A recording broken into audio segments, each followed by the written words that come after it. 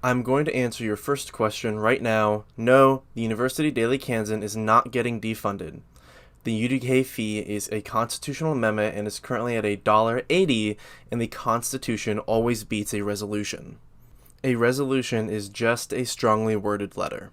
What this resolution does is denounce the actions of the UDK general manager and how he has treated a student.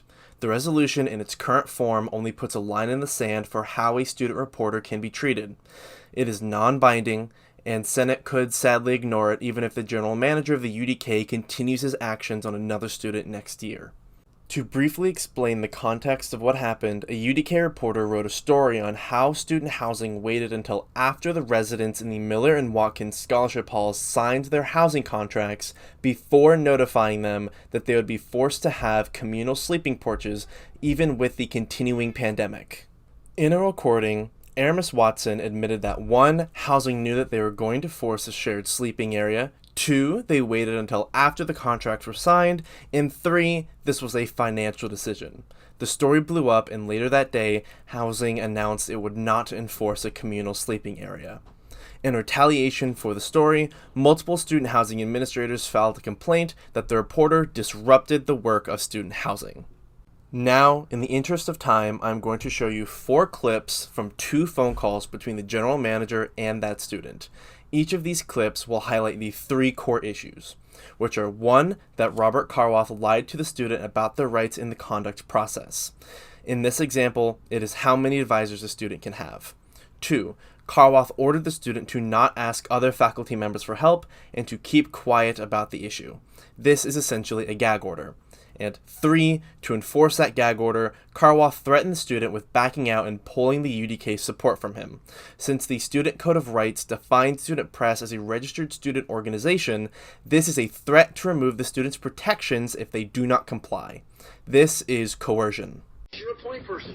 I have said I'm your point person. I've worked at the Chicago Tribune, Knight Ridder, and any number of places. I've been around the block.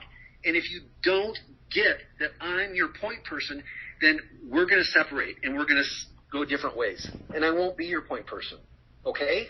No, I get you. You're my point person. Okay, I want you to stop now, and I want you to quit acting like you know it all. No, Listen to me. Listen to me like Professor Gaston said. Don't be such a hardhead. At a time when you need me, you're pissing me off.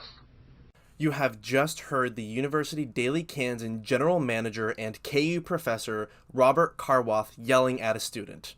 This alone is unacceptable. Under no circumstances should a professor be treating a student so poorly.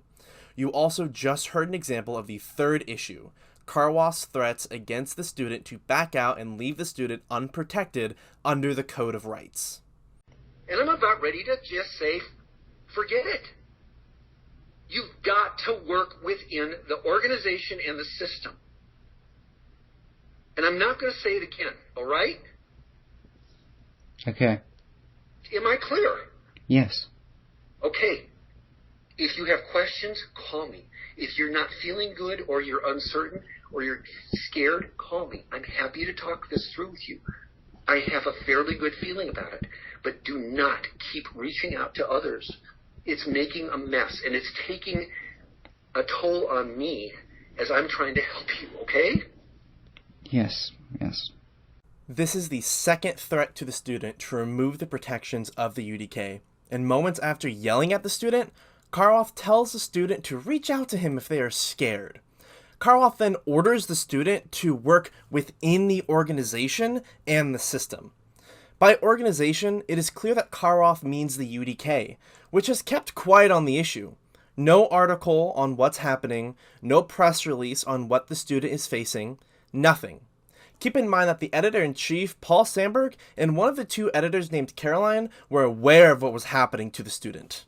However, it is unclear what Karwoth meant by the system, since later on you will hear about Karwoth's refusal to address inaccuracies in his view of the conduct procedures or the Code of Rights with the student.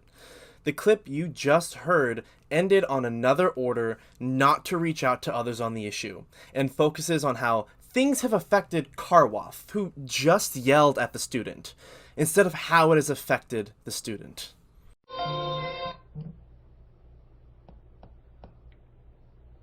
Yes. Yeah.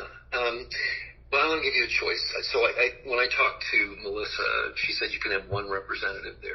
What you just heard was a lie from Karwoff. The conduct procedure says 3 advisors.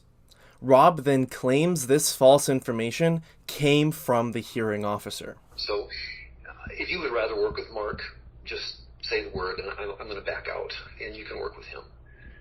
Mr. Karwoff, I'm not sure if this is accurate because the student conduct, it says that I can have 3 advisors if this is your concern.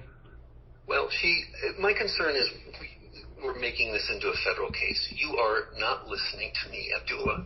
I don't know what more I can say. After the student calmly corrected Karwoff on his lie, Karwoff changed the topic to the student not listening to him. To summarize, when Karwoff lied and was corrected, he insisted that the student listen to him anyway. What you just heard covers all 3 points against Karwoff. Karwoff lied to the student about their rights. Karwoff ordered the student to not reach out to others or to speak about the issue, gagging the student. To enforce that gag order, Karwoff threatened to pull UDK support from him. This issue is timely. It has all occurred in the past 4 weeks. It has an impact on students and the safety of future students. We pay for Karwoff's salary. We're the only organization a student can go to for help. This resolution does not and cannot defund the UDK, but explains that we will not tolerate this treatment of students. The Code of Rights is being rewritten to avoid the ability to coerce using the definition of student press. But we need to address the actions of Karwoff. This is the time, this is the place, this is the method we should do so. Thank you.